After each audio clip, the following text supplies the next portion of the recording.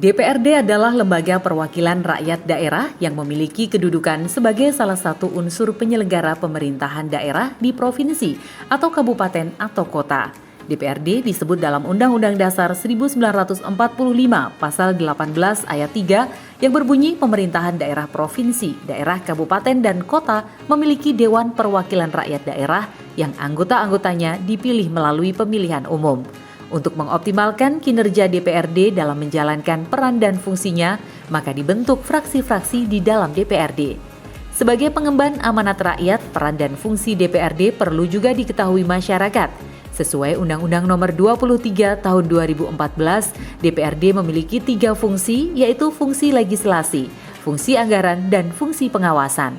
Ketiga fungsi tersebut harus dijalankan para anggota DPRD sebagai representasi kepentingan masyarakat sesuai dengan aspirasi yang mereka bawa. Penjaringan aspirasi ini merupakan bagian integral dari upaya pemberdayaan masyarakat, menumbuhkan prakarsa dan kreativitas.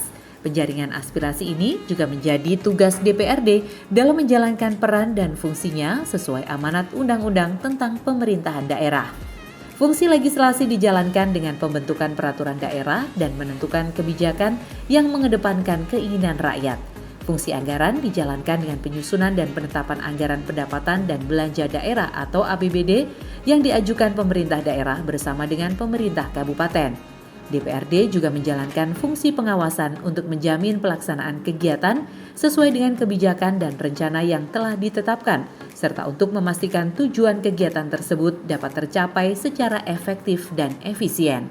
DPRD Jawa Tengah terdiri dari 5 komisi dan unsur pimpinan DPRD yang terdiri dari 1 orang ketua dan 4 orang wakil ketua DPRD. Unsur pimpinan memegang peranan penting dalam memimpin rapat-rapat DPRD, menyusun rencana kerja dan mewakili DPRD secara kelembagaan. Salah satu wakil ketua DPRD Jawa Tengah adalah Muhammad Saleh yang berasal dari fraksi Golkar. Muhammad Saleh memasuki Gedung Berlian sebagai wakil rakyat dari daerah pemilihan Jawa Tengah 13 yang terdiri dari Kabupaten Batang, Kabupaten Pemalang, Kabupaten Pekalongan, dan Kota Pekalongan. Karir politiknya terbentuk sejak menjadi aktivis mahasiswa saat duduk di bangku perkuliahan. Aksi demonstrasi di depan kantor DPRD Jawa Tengah pun pernah ia lakukan. Seiring berjalannya waktu, sosok Muhammad Saleh bertransformasi dari parlemen jalanan hingga memasuki Gedung Berlian.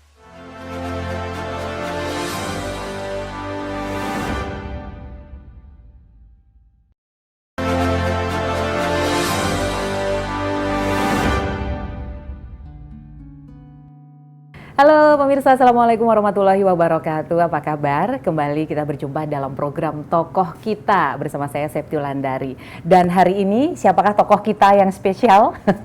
Bersama saya Wakil Ketua DPRD Provinsi Jawa Tengah, ada Bapak Muhammad Saleh. Selamat pagi, Assalamualaikum Pak Saleh. Apa kabar? Alhamdulillah, kabar baik Mbak Septi. Alhamdulillah, kabar baik. Terima kasih sudah meluangkan waktunya, sudah menerima kami untuk kita ngobrol-ngobrol nih, ngobrol-ngobrol tentang Pak Saleh. Oke. Jadi banyak yang menarik sebenarnya yang pengen saya tanyakan ini mengenai Pak Saleh ini. Ini periode kedua ya jadi anggota Dewan ya Pak? Periode kedua, 2019-2024, ini 2024-2029. Menyenangkan ya Pak jadi anggota Dewan? Ya pasti ada ini ya, ada suka dukanya ya. Nah, jadi yang penting niatnya kan niat kita untuk apa? Kalau kita niatinnya itu ibadah kan pasti ada jalannya kira-kira begitu. Jadi kalau kita niatnya ke situ aja. Oke, jadi memang ada apa ya? Ada sesuatu yang ingin diperjuangkan atau seperti apa gitu? Kemudian memang terjun di sini. Iya. Memang kan dulu waktu mahasiswa kan kita banyak aktif di dunia kemahasiswaan ya. Aktivis lah ya dulu ya. Ya mantan gitu. Jadi termasuk tahun 98 reformasi jadi mungkin dulu tempat kami demo ya di gedung sini dulu kan tahun 98. Dulu masih di luar ya. Jadi kita dari Tembalang dari Undip kita jalan kaki, itu hal yang biasa zaman dulu kan, kalau zaman 98. Kalau sekarang suruh ngulangi mungkin dari Undip atas ke Tembalang, sini, jalan iya, kaki. dari teknik kita kan. Jalan kaki, ya, jadi dapat ya. Jadi kita jalan kaki udah biasa zaman dulu. Kalau sekarang suruh ngulangi mungkin ya udah nggak bisa mungkin. Makanya kalau sekarang ini lagi rame-rame suruh naik angkot dan itu juga agak susah ya Pak ya. Karena dulu udah sering juga gitu ya. Sekarang udah banyak kemudahan gitu. Nah, berarti ini di 2 periode jadi anggota DPRD gitu. Sekarang juga menempati posisi wakil ketua DPRD. Sebelumnya sebelum kemudian terjun di politik ini itu apa background ya Pak Saleh ini? Ya, saya di swasta ya. Saya di swasta. Banyak bergerak di swasta, kebetulan kita juga grup kita itu waktu itu bergerak di kawasan industri dan juga di energi. Makanya kan sesuai dengan background saya, S1-nya kan di planologi, S2 saya di energi. Jadi biar nyambung dengan apa yang kita kerjakan. Karena kan pikiran kita waktu itu Jawa Tengah ini kan posisinya terjepit ya antara Jawa Barat, DKI Jakarta dengan Jawa Timur. Salah satunya adalah industri kita kan juga agak jika dibandingkan dengan 2 kutub ini kan kita agak ketinggalan. Ketinggalan sehingga programnya Pak Jokowi istilahnya sangat menarik saya kira untuk bagaimana Jawa Tengah ini selain kita berbasis pertanian juga salah satunya adalah bagaimana industri itu bisa tumbuh di Jawa Tengah. Sehingga banyak beberapa pihak yang memang masuk ke sektor itu. Oke, jadi waktu itu ambil bagian. Jadi setelah lulus, waktu kuliah kan nih aktivis yang maksudnya terjun lah di aktivis 98 juga ikut aktif gitu. Setelah itu berarti memang nggak lanjut langsung terjun ke dunia politik, gabung dengan parpol misalnya gitu? Enggak, kita dulu pasca reformasi itu ngurusi orang-orang miskin dulu. Waktu itu Pak Mardianto waktu itu gubernur kita itu bikin tim namanya pengentasan kemiskinan. Isinya itu mahasiswa semua. Mantan aktivis semua lah kira-kira gitu. Kita kerjasama dengan Menko Kesra waktu itu, Profesor Haryono Suyono waktu itu. Dan juga ada yayasan-yayasan waktu itu tanda kutip yayasan-yayasan punya Pak Harto yang waktu itu diserahkan ke negara kan atau diambil alih negara gitu. Jadi karena kesulitan Jawa Tengah waktu itu adalah banyaknya pengangguran dan sebagainya. Waktu itu teman-teman mahasiswa dari berbagai perguruan tinggi seperti UNS, Undip dan sebagainya kita coba masuk ke situ untuk bagaimana masyarakat yang istilahnya kondisi terpuruk ini ekonominya bisa recovery. Kita melihat misalnya dulu kan banyak sekali pahlawan ini kan jadi pusat jadi kaki lima kan ingat zaman itu. Iya, betul. Karena banyak karyawan bank macam-macam tiba-tiba menjadi PHK dan jualan untuk mencari hidup kan kira-kira gitu. Sehingga satu-satunya jalan adalah bagaimana recovery ekonomi waktu itu yang harus kita ini karena kita habis itu kan pasca demo itu kan macam-macam ya, ada yang ngelanjutin sekolah, ada yang mungkin macam-macam di politik. Nah kita masuk ke sektor itu, kita kerjasama. Kebetulan saya ketua timnya waktu itu, penasihatnya. Tim pengentasan kemiskinan yang dibentuk Pak Mardianto waktu itu. Tapi versi mahasiswa ya. Penasihatnya adalah almarhum Profesor Eko Budiarjo, Rektor Undip pada waktu itu. Jadi kita memberikan istilahnya salah satunya adalah pinjaman kepada masyarakat itu tanpa jaminan waktu itu. Itu dari mana pinjaman? Jadi konsepnya itu dari yayasan punyanya Dakap itu, dananya dikasih dititipin di Bank Jateng. Bank Jateng lah yang memberikan ini. Nah, karena kita mana orang-orang yang ini mahasiswa-mahasiswa itu yang merekomendasikan. Oh ini ada tukang sayur, oh ini tukang bengkel, ini. Nah tapi kita wajib tanggung jawab. Semacam analis gitu kali ya? Ya semacam analis tapi analis versi mahasiswa ya. Jadi tidak saklek gitu ya. Tapi alhamdulillah malah balik gitu. Maksudnya orang-orang kecil itu walaupun nggak pakai jaminan karena sistemnya tanggung renteng ya. Misalnya 25 orang. Di situ dibikin kesepakatan jika salah satu nggak bayar maka menjadi tanggung jawab 25. sehingga menjadi malu. Komit ya jadinya. Iya, jadi ternyata sikap malu di masyarakat kita itu waktu itu masih tinggi, karena begitu temennya yang lain bayar, dia sendiri nggak bayar, dia kan pasti malu di antara kelompoknya itu. Saya kira itu yang waktu itu membuat sistem itu berjalan. Begitu udah karena kita ini ya kelamaan, akhirnya kita mau balik lagi ke kampus, menyelesaikan studi masing-masing, nah akhirnya kita minta Pak Mardianto supaya SK itu dicabut. Oh gitu, jadi berapa lama itu waktu itu ya proses? Lumayan, berapa tahun ya? 2 tahun, 3 tahun gitu. Itu kalau program-program semacam itu, kemarin ini kita wawancara dengan Gubernur terpilih Pak Ahmad Lutfi itu juga salah satu yang jadi prioritas programnya adalah yang pertama adalah pengentasan kemiskinan juga gitu. Nah, betul. Dengan konsep-konsep yang mungkin apa ya, ada duplikasi atau apa gitu masih memungkinkan nggak ya Pak? Kalau gini ya, kita melihat misalnya mengevaluasi seperti KUR, kredit usaha rakyat dengan bunga yang sangat rendah ya 5-6%. Memang masyarakat kita itu kondisi real di lapangan. Kenapa bank-bank tanda kutip bank pelecit atau apa itu ya bisa hidup di pasar? Karena masyarakat kita itu butuhnya kan duit secara cepat. Bagi dia kan misalnya dia nggak pernah merasa kalau itu bunganya itu tinggi. Coba dihitung misalnya dia pinjam 100.000 satu hari menyelesaikan, kalau dihitung sebulan bisa 10% loh itu. Ya kan? Tapi karena dia butuh duit secara cepat, ngangsurnya mudah, adanya orang langsung di situ, tanpa dia harus jalan ke sana kemari.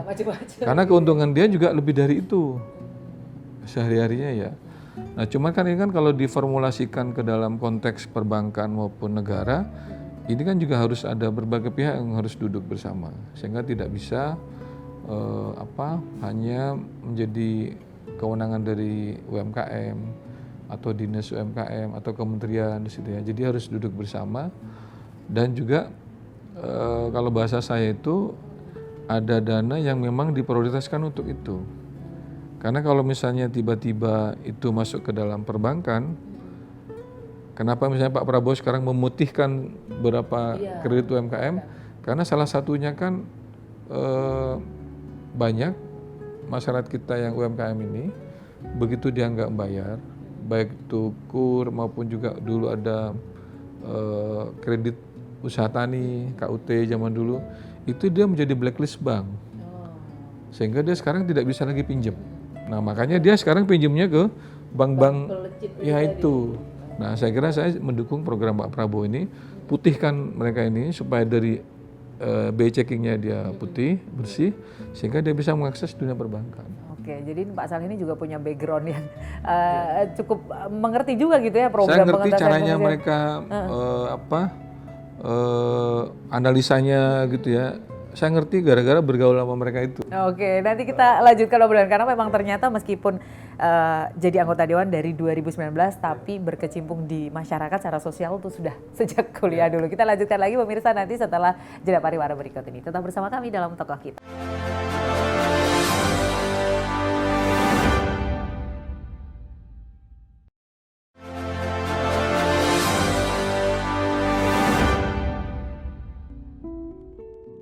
Ya, masih bersama kami dalam program Tokoh Kita bersama dengan Wakil Ketua DPRD Jawa Tengah, Bapak Muhammad Saleh. Kita lanjutkan lagi obrolan kita tadi.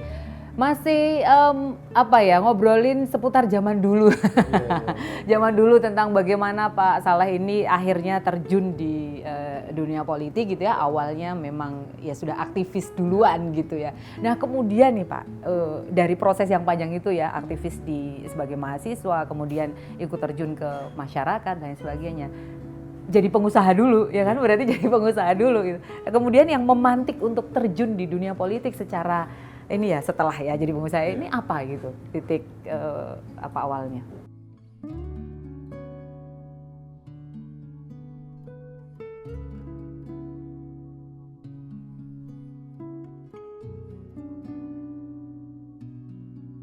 Nggak mau jadi pegawai gitu ya Pak ya? Walaupun kita terakhir jadi direktur di perusahaan itu, ya saya tidak mau istilahnya karena kita diminta untuk di situ dan memang saya punya kapasitas di bidang itu, sehingga karena kita memang dari mahasiswa terus sering bergaul dengan masyarakat itu, ya kita habit kita kan memang di situ ya. Jadi kita masuk di ormas atau organisasi pemuda lah waktu itu. Jadi salah satu organisasi pemuda Golkar itu adalah AMPI kan, Angkatan Muda Pembaruan Indonesia. Jadi saya diminta untuk istilahnya untuk nyalon ketua AMPI waktu itu. Oke, tahun berapa itu Pak? 2005. 2005. Ya, saya jadi ketua AMPI Jateng. Tapi udah gabung di AMPI dulu ya berarti? Saya gabung di AMPI awalnya di Kendal ya, aktif di Kendal. Terus begitu ada pergantian AMPI di Jateng, saya diminta oleh teman-teman untuk jadi ketua. Ya kita musda, menang gitu. Jadi 2005 itu adalah start jadi ketua AMPI Jateng ya? Ketua AMPI Jateng 2005 dan di pemudanya ya, terus di ormasnya yang Golkarnya itu kita aktif di Kosgoro tapi waktu itu masih di Kendal. Oke, di Kosgoro Kendal. Dan di AMPI Jateng inilah saya baru bisa masuk bergaul dengan teman-teman Golkar lah di situ. Jadi mulainya dari ormas pemudanya dulu. Nah sampai 2010 jadilah misalnya ketemu dengan Pak Bahlil dan lain-lain, jadi baru memang mulainya dari situ. Dari ormasnya dulu itu. Jadi ketua AMPI 2005 sampai 2010. Setelah itu kemudian jadi pengurus Golkar ya? Di provinsi, mulai dari ketua biro lingkungan hidup, wakil sekretaris, terus jadi bendahara 2 periode. Masih dipercaya. Masih dipercaya gitu sampai hari ini masih jadi bendahara. Masih jadi bendahara sampai hari ini. Dan kemudian apa yang memutuskan waktu itu Pak Soleh gitu untuk ikut terjun dalam kontestasi pileg gitu? Jadi kita berpandangan gitu ya bahwa segala keputusan baik itu menyangkut hajat hidup orang banyak itu diputuskannya melalui keputusan politik.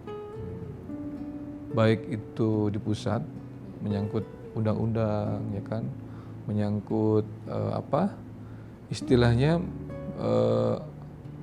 kita berbuat banyak di bidang sosial gitu ya, seperti waktu pasca mahasiswa itu kan istilahnya kita memberikan sesuatu tapi terbatas dengan kewenangan kita hanya di situ secara pribadi. Ya sebanyak-banyaknya kita misalnya orang kaya memberikan zakat kan misalnya dihitung 2,5% dari kekayaan kita. Kira-kira gitu ya.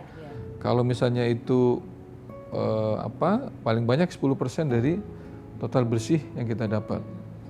Tapi kalau kita di bidang pemegang bolpen itu kita bisa lebih banyak dari itu untuk bisa berbuat bagi masyarakat, kira-kira kan begitu.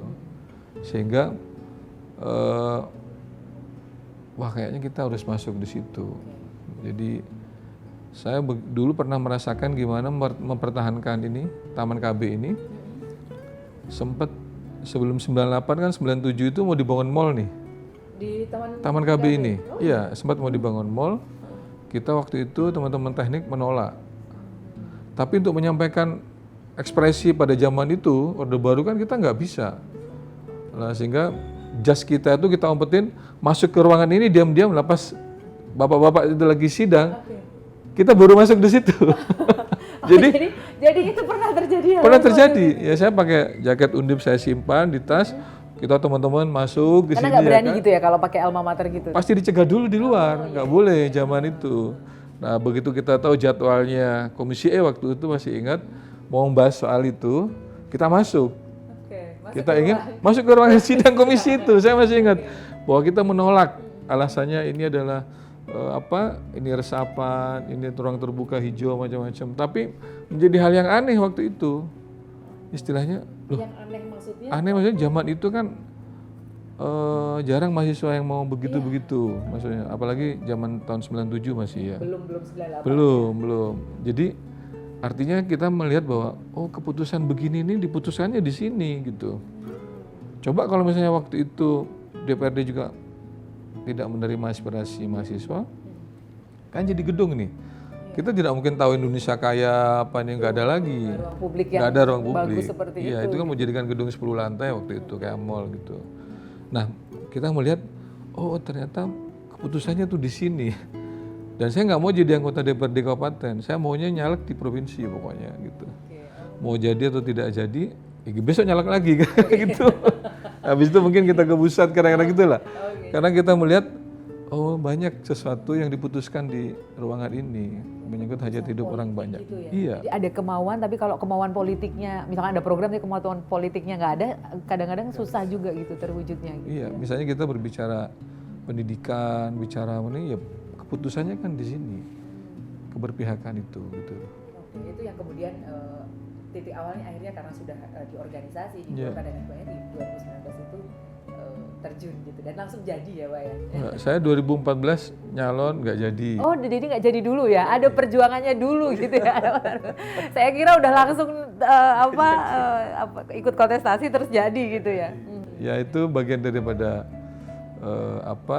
ya namanya juga masih muda ya. Belum tahu caranya, mungkin belum ya kita maju lagi pokoknya gitu. Begitu udah agak-agak pintar gitu, kan memang beda ya ruang waktu kita masih idealis dengan ruang politik menjadi beda lah kita. Jadi oh ternyata kita ada yang salah lah, kita evaluasi gitu untuk jadi gitu. Nah kadang-kadang juga gini, kalau Pak Soleh kan memang dari awal dari aktivis dan sebagainya. Sekarang ini jadi wakil rakyat. Nah kadang-kadang nih masyarakat ini kan nggak tahu proses atau apa, tapi pokoknya ini wakil rakyat saya, jadi harusnya mewakili kepentingan, padahal ada proses-proses lain. Nah itu biasanya kalau nemuin hal yang kayak gitu gimana? Kan pernah di lapangan juga gitu. Kita sering di lapangan ya, yang namanya orang kan pasti kan ada yang positif, ada yang negatif, ada yang a priori, ada yang macamnya.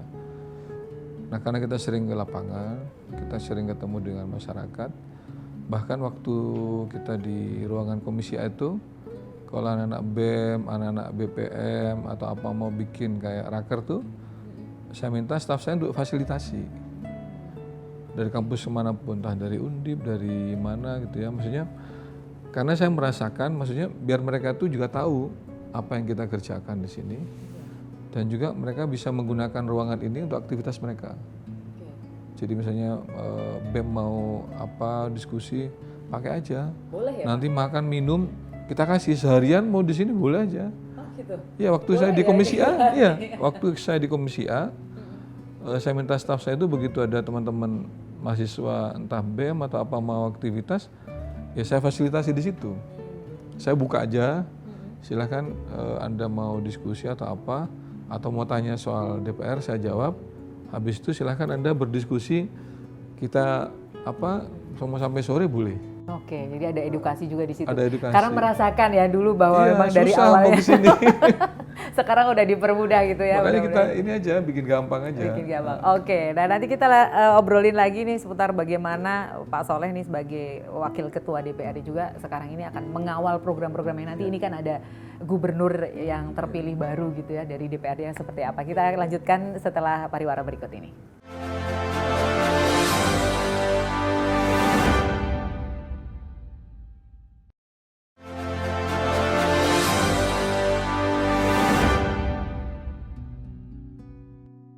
Ya, pemirsa masih bersama kami dalam program Tokoh Kita. Semakin menarik obrolan kita bersama dengan Pak Soleh, mengulik gitu ya masa lalu, bagaimana kemudian terjun di dunia politik ini, ternyata sepak terjangnya luar biasa. Jadi jangan dikira nyalek langsung jadi gitu aja. Terjun di politik, ikut partai, kemudian udah bisa aja jadi, itu nggak semudah itu juga gitu ya Pak ya. Ya mungkin ada yang mudah juga. Ada yang mudah. Saya termasuk yang enggak mungkin. Tapi kan enggak susah juga. Ya. Dinikmati aja ya. Oke, nah sekarang ini di periode yang kedua ini kan menduduki posisi sebagai wakil ketua. Sebelumnya di periode sebelumnya itu ketua komisi A juga sempat gitu ya. Jadi tentu saja ada banyak hal yang memang sudah dikerjakan lah gitu selama jadi wakil rakyat. Ada nggak Pak cerita yang memang mungkin selama menjabat ini ada hal-hal yang pernah diputuskan dalam pekerjaan Bapak ini yang kemudian sangat membekas gitu, ternyata sangat bermanfaat untuk masyarakat Jawa Tengah gitu? Iya, waktu kita di Komisi A itu kita pernah membuat perda bantuan hukum untuk orang miskin. Jadi karena kita melihat banyak orang-orang miskin di Jawa Tengah ini yang terkena kasus gitu ya, terkena masalah, itu karena mereka itu tidak bisa berperkara, tidak bisa didampingi oleh pengacara di pengadilan. Misalnya anak kecil nyolong HP, nyolong apa. Terus mereka itu kan gimana mau bayar pengacara? Mereka nyolong kan karena nggak punya uang. Nah, kita berpandangan bahwa perlu ada keberpihakan dari pemerintah itu untuk mereka-mereka itu supaya mereka bisa dapatkan pendampingan, bantuan hukum. Sehingga waktu itu memang ke depan kita minta supaya dibanyakin lagi. Mungkin kita nanti diskusi dengan Pak Gubernur juga bahwa ini banyak, dananya perlu kita besarin, terus artinya semakin banyak orang yang didampingi dan semakin juga banyak mungkin lembaga bantuan hukum yang kita libatkan. Jadi perda bantuan hukum ini termasuk juga disabilitas. Jadi orang-orang misalnya orang disabilitas, miskin, kena masalah hukum marginal, ya itu kita perluas perda itu. Jadi bisa dibantu oleh bantuan hukum. Itu perda tahun 2000? Waktu saya periode kedua atau tahun kedua atau tahun ketiga ya, kalau nggak salah tahun 2022 atau 2023 kita buat perda itu. Dan harapan kita nanti jumlahnya kita banyakin dan juga lembaga bantuan hukum yang kita libatkan semakin banyak. Jadi modelnya rembes. Jadi misalnya LBH ini membantu A gitu ya di kasus apa, nanti LBH ini bikin MOU dengan Pemprov, Biro Hukum. Nanti dia setiap tahun misalnya mendapatkan alokasi berapa. Nah dia nanti setiap tahun ngerembes ke Pemprov. Oh saya sekian masalah ini, nah nanti dia diganti sama Pemprov biayanya itu. Oke, di perda itu berarti masih untuk spesifikasinya untuk orang miskin aja? Orang miskin, disabilitas, paling kaum marginal. Kita perluas ke situ supaya mereka juga bisa mendapatkan bantuan hukum. Nah kita berharap kabupaten kota juga bikin seperti itu, sehingga nanti ada bupati, wali kota maupun juga gubernur ini care terhadap itu, karena itu bagian daripada keberpihakan kita terhadap masyarakat. Oke, jadi itu salah satu perda yang kemudian diperjuangkan waktu itu yang manfaatnya. Termasuk juga waktu itu kan pilkada serentak pertama kan baru tahun kemarin 2024. Jawa Tengah ini kan kalau misalnya teman-teman perlu tahu bahwa biaya politik kita tuh mahal. Untuk pilgub dan pilihan bupati itu kita butuhnya hampir 1 sampai 1,2 triliun. 1 sampai 1,2 triliun. Itu Jawa Tengah Pemprov butuh segitu. Terus kabupaten kota, Raffi Ahmad ya Pak. kabupaten kota 35 itu juga harus menyediakan 1,1 sampai 1,2 triliun. Jadi pemilihan bupati, wali kota dan gubernur kalau di total butuhnya 2 sampai 2,4 triliun. Untuk milih bupati dan gubernur yang kemarin itu. Nah, kalau APBD Jateng tiba-tiba kita ambil 1 triliun, itu nggak bisa bangun kita. Makanya waktu saya terpilih jadi ketua Komisi A, begitu kita diskusi KPU, Bawaslu, Pak ini kalau kita nggak nabung, 2024 kita nggak bisa pilkada. Nah akhirnya saya bikin perda dana cadangan itu tahun 2020. Jadi kita nabung 300 miliar untuk memilih gubernur ini.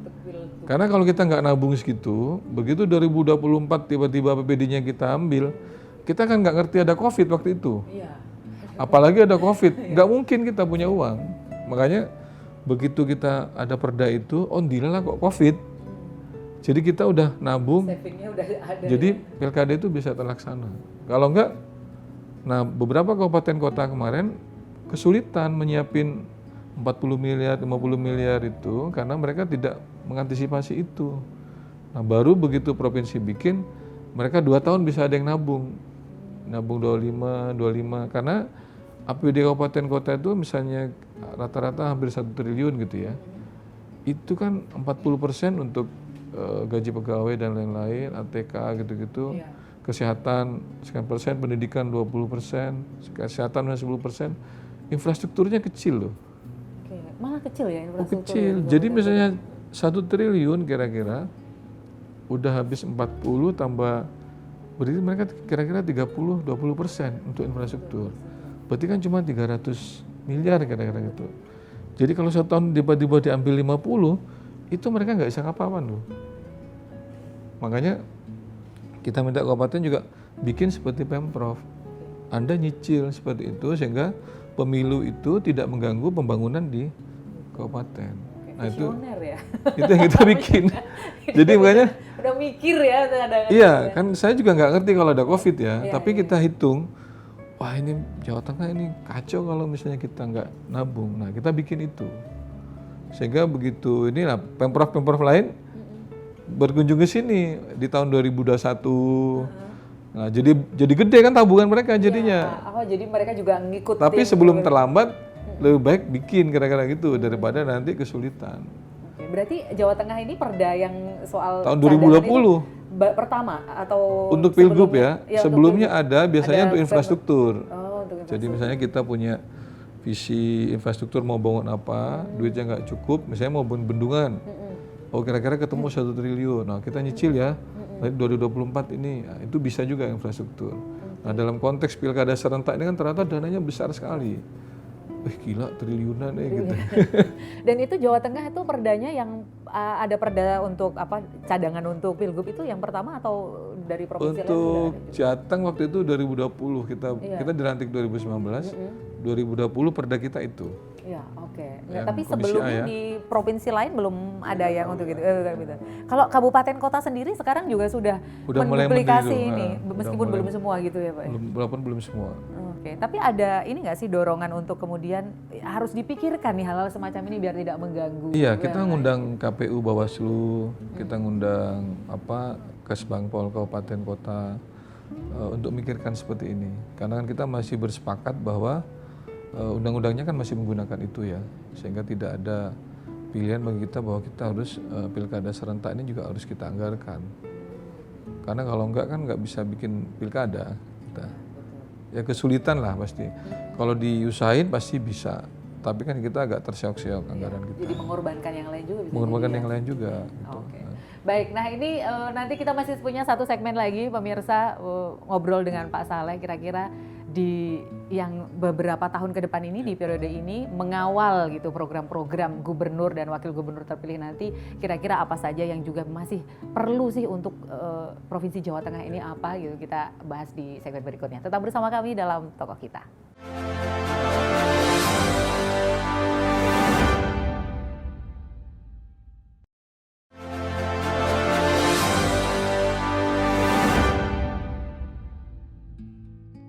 Ya pemirsa, terima kasih Anda masih bersama kami dalam program Tokoh Kita, masih bersama dengan Wakil Ketua DPRD Jawa Tengah Bapak Muhammad Saleh.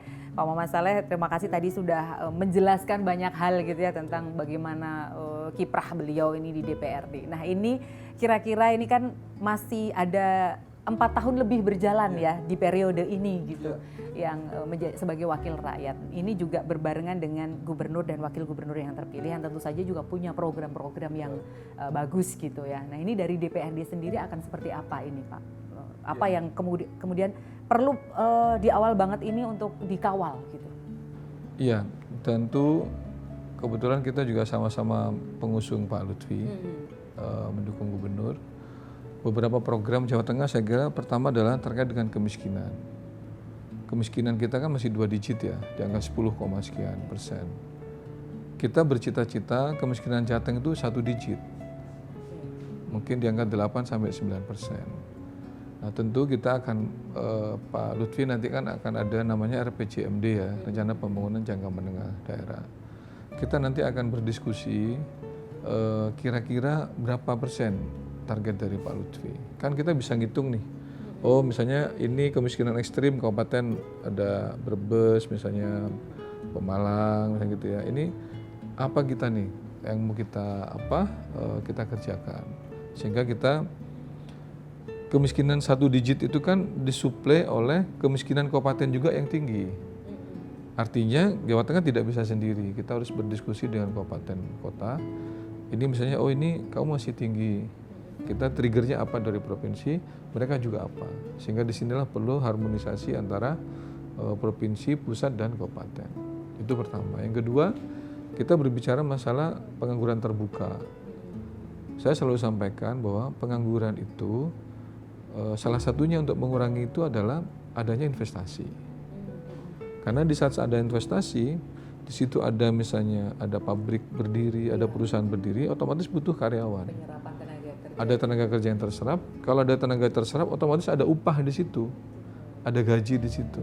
Nah, gaji itu kan salah satunya untuk biaya hidup, biaya anak sekolah dan sebagainya. Jadi tidak bisa kita berbicara pengangguran ansih tanpa kita bicara masalah ekonomi. Nah, kita akan berdiskusi tentu dengan pemerintah, berapa sih target pertumbuhan ekonomi kita? Kalau pusat misalnya 8%, Pak Prabowo optimis, kita mau pasang di angka berapa persen? 6%, 7% atau berapa? Nah, saya selalu berdialog dengan teman-teman, kan Pak Lutfi punya tim transisi gitu ya. Karena saya ini orang teknik gitu ya, dan pelaku di bidang saya ngerti soal ekonomi. Kita selalu ada 3 kategori. Kita mau optimis, moderat, atau pesimis. Kalau kita mau safety player, wah Pak Gubernur mendarat dengan selamat 5 tahun yang akan datang gitu ya. Targetnya tercapai 100%. Berarti targetnya bikin pesimis saja. Oh, misalnya pertumbuhan ekonomi cukup 5%, sementara pusat 8%. Oh, misalnya kemiskinan di 10 aja Pak, sekarang ini udah 10, berarti kan tidak terlalu susah menggapainya. Itu kalau kita pesimis, artinya kita akan landing dengan selamat di 5 tahun karena targetnya tercapai 100%. Iya kan? Tapi kalau kita moderat, ya yuk kita diskusi. Misalnya kalau kemiskinan misalnya kita bicara, oh kalau kita mau optimis, pasang dong 7-8% kalau mau optimis. Tapi moderatnya misalnya pasanglah di angka 8-9, yang penting 1 digit. Nah, ketemunya di angka berapa nih? Itu angka moderat kira-kira. Sama juga misalnya kita berbicara kategori-kategori lain. Di situ kan ada indeks Gini macam-macam ya. Ayo kita diskusi. Nah, selain kemiskinan, pengangguran terbuka, pertumbuhan ekonomi itu penting. Dan yang paling penting adalah menurut saya adalah sektor pendidikan, kesehatan, dan kebudayaan. Ini jadi faktor untuk Iya, itu masuk dalam RPJMD kan. Kita berbicara masalah pendidikan misalnya, dulu ada beberapa SMK yang memang itu gratis untuk orang miskin misalnya gitu. Nah, coba kita evaluasi sampai sejauh mana. Apakah kita bikin boarding seperti itu, atau kita perbanyak SMK-nya, tidak harus boarding, tapi misalnya semi boarding. Jadi orang-orang miskin itu bisa sekolah di situ, tanpa kita juga berat beban biaya makan, minum, dan ini. Berarti mungkin misalnya kita mensubsidi biayanya gratis, kita kasih seragam, tapi kualitasnya oke. Sehingga banyak titik. Yang misalnya, misalnya boarding itu hanya sekian titik, tapi kalau misalnya semi boarding kan tidak nginep. Biaya makan dan lain-lain ini bisa kita taruh di mana. Atau misalnya kita mau, oh ini ada sekolah-sekolah, kalau bangun baru SMA, SMK kan tanggung jawab provinsi kan kita agak berat. Ada nggak misalnya ada sekolah-sekolah swasta yang bagus? Karena juga ada kan, Pak saya mau jadi negeri nih. Nah bisa juga dikerjasamakan sehingga itu bagian daripada kita membantu dunia pendidikan. Nah kesehatan juga saya kira sama, sampai sejauh mana kita bisa mendorong rumah sakit kita untuk bisa bagus lagi. Maupun juga saya lihat kemarin waktu paparan Pak Lutfi, misalnya Pak Lutfi ingin bagaimana puskesmas pembantu itu bisa mendorong kesehatan. Otomatis di situ ada bidan, ada dokter atau apa. Nah, ini tentu akan kita diskusikan dengan Pak Gubernur sehingga nanti beberapa sektor yang penting itu kita bisa menjadi prioritas utama. Nah, yang terakhir saya kira UMKM. UMKM ini Jawa Tengah ini kan saya kira banyak ya, sehingga perlu untuk kita support lah, mekanismenya gimana, itu yang perlu kita diskusikan. Dan infrastruktur. Nah, infrastruktur ini penting menurut saya karena pasca banjir kemarin gitu ya. Seperti dapil saya misalnya Pekalongan banyak juga nih, Pak. Iya, Pekalongan, Batang banyak misalnya sungai-sungai yang sekarang ini bukan hanya perlu untuk normalisasi, tapi juga mereka sudah rata antara permukiman dengan ini, karena banjirnya bukan banjir air, itu banjir lumpur. Iya, betul. Jadi sekarang udah nggak, kedalamannya udah setara dengan rumah penduduk. Jadi karena sedimennya Udah tinggi. Makanya kita kemarin saya komunikasi dengan Kepala Dinas Pusdataru, tolong direview semua ini sungai dan irigasi yang mampu dibangun provinsi yang mana, walaupun untuk kewenangan provinsinya, tapi yang kita tidak mampu mana coba kita sampaikan ke pusat. Karena pusat kan juga lagi bagus nih. Maksudnya siapa tahu nanti ada sinergi antara pusat, kabupaten juga udah beberapa kabupaten angkat tangan karena infrastrukturnya rusaknya parah seperti jalan dan sebagainya ini. Demak itu segala macam juga kan tahunan gitu. Tapi sudah ada data hasil kajian dari Pusdataru. Ini lagi mereka pada laporan. Oke. Karena kalau misalnya laporannya bahasa mereka Pak, curah hujan tinggi itu masih sampai nanti akhir Februari. Kalau misalnya sampai kita lapor sekarang Pak, hujannya masih ini, jangan-jangan ya kita nggak berdoa, kita doakan semoga nggak ada bencana. Tapi kalau misalnya ini bagian daripada kita untuk bahasanya untuk mendata, syukur-syukur kita ini ada kerjasama dengan BMKG sehingga curah hujannya itu nggak di sini, digeser dengan rekayasa cuaca. Tapi memang mahal karena memang Anggaran lagi nanti. Iya, menyebar garam macam-macam itu kan. Bukan garam kayak ini loh, Garam yang itu. Bukan garam kayak tuh yang waktu balapan yang di itu kan. Pawang itu bukan loh. Maksudnya garam beneran supaya awan ini bergerak ke sana, hujannya nggak di darat, kita geser pantura. Kan ada ilmunya sebenarnya itu. Nah, itu tapi mahal memang itu. Oke, jadi ini masih proses kajian ya, ini salah satu untuk masih dibikin data dan analisanya sehingga kalau Pak Gub misalnya dilantik tanggal 20, saya kira belanja masalahnya dari sekarang udah pas. Oke, ini sudah dibentuk tim transisi juga kan? Ada tim transisi dan berkomunikasi dengan kita juga, dengan DPRD kemarin, kita diskusi dari sekian ratus program masukan dari masyarakat dan sebagainya. Prioritas tahun pertama apa, tahun kedua apa, tahun ketiga apa, jadi harus ada prioritas karena duitnya kan terbatas. Sehingga kalau enggak nanti bingung. Wah, semuanya mau dikerjakan tapi nggak ada duitnya. Ini yang harus kita yang prioritas tahun pertama apa sih Pak yang jadi ininya Pak Gub? Ya, saya kira kemiskinan menjadi prioritas. Nah, itu kalau tadi ada ini ya 3 fase optimis, moderat atau pesimis? Seharusnya yang mana Pak? Moderat lah. Moderat dulu aja ya. Moderat lah. Tapi mungkin ada beberapa yang optimis misalnya gitu ya, tidak semua moderat. Misalnya kira-kira kan gini loh, ibaratnya pijakan kita sekarang di titik berapa, ya kan? Misalnya titiknya udah gampang, ini gampang segini Pak, tinggal nambah 1 digit. Optimis Pak bisa mungkin gitu. Tapi kalau misalnya, wah ini masih kita butuh ini Pak, butuh 3 poin, 4 poin tuh ini. Ya mungkin kita moderat boleh lah gitu. Jadi kayaknya lebih masuk akal gitu ya Pak? Iya misalnya, karena misalnya kita bicara menyeimbangkan industri dan pertanian. Ini kan ibaratnya bisa bermata dua. Karena industri pasti, beberapa pihak mengatakan bahwa industri pasti menggerus lahan pertanian. Nah makanya kita pertahankan lahan pertanian kita yang dilindungi itu tetap 1.030.000 hektar kita pertahankan di rencana tata ruang. Yang kemarin baru kita gedok 2024. Jadi 1.030.000 hektar ini kita pertahankan. Pertanyaannya, kita pengen swasembada pangan dengan intensifikasi, tapi kita juga industri masuk ke sini. Gimana caranya? Nah ini kan tentu 2 hal ini tetap harus kita kita diskusikan. Oke, baik, terakhir Pak Saleh, ini sebagai wakil ketua DPRD Jawa Tengah juga wakil rakyat gitu, harapannya untuk kedepannya ini Jawa Tengah dan untuk kepemimpinan Jawa Tengah yang baru ini seperti apa sebagai closing statement? Iya, saya optimis kepemimpinan Pak Lutfi Gus Yassin ini bisa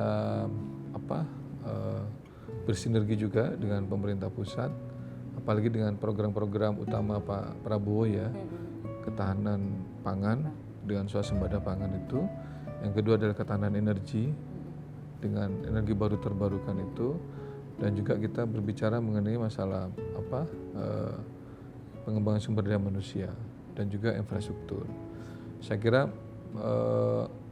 ke depan kita akan minimal kalau di atasnya ada, di provinsi juga ada, kabupaten juga ada, itu akan lebih gampang.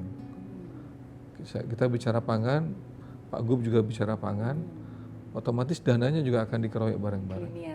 Jadi kalau istilah saya, manajemen keroyokan ini penting untuk kita mengatasi permasalahan masyarakat yang ada sekarang. Keroyokan dalam tanda positif ya.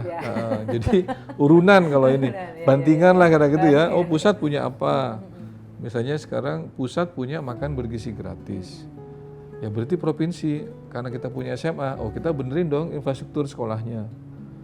Jadi bukan hanya gizinya anak sekolah itu bisa makan, tapi sekolahnya tidak nyaman kan? Kan masalah. Betul. Sama juga kabupaten, oh karena dia SD SMP kabupaten, daripada dia urunan untuk makan gratis, ya duitnya bagusin sekolah dong. Bikin sekolah-sekolah gratis yang banyak, sehingga SDM-nya juga asupannya oke, tapi infrastruktur sekolahnya juga oke. Baru SDM-nya, baru kita Indonesia Emas itu 2045 oke. Jadi ada bagi keroyokan tadi ya. Manajemennya keroyokan tadi itu, benar. Bagi tugas, bagi anggaran juga. Bagi anggaran. Nggak terlalu Gitu, berat juga. tidak terlalu berat. Oke, baik. Terima kasih Pak Saleh atas waktunya. Mudah-mudahan obrolan Sama-sama. kita yang kurang lebih 1 jam ini bisa bermanfaat untuk masyarakat Jawa Tengah, dan sesuai harapan kita semua Jawa Tengah ke depannya juga akan lebih maju, dan tentu saja program-program prioritas nanti dari gubernur terpilih itu juga bisa tercapai. Sekali lagi terima kasih Pak Saleh, dan pemirsa terima kasih atas perhatian Anda. Kita akan jumpa lagi di Tokoh Kita episode berikutnya. Sampai jumpa. Assalamualaikum warahmatullahi wabarakatuh.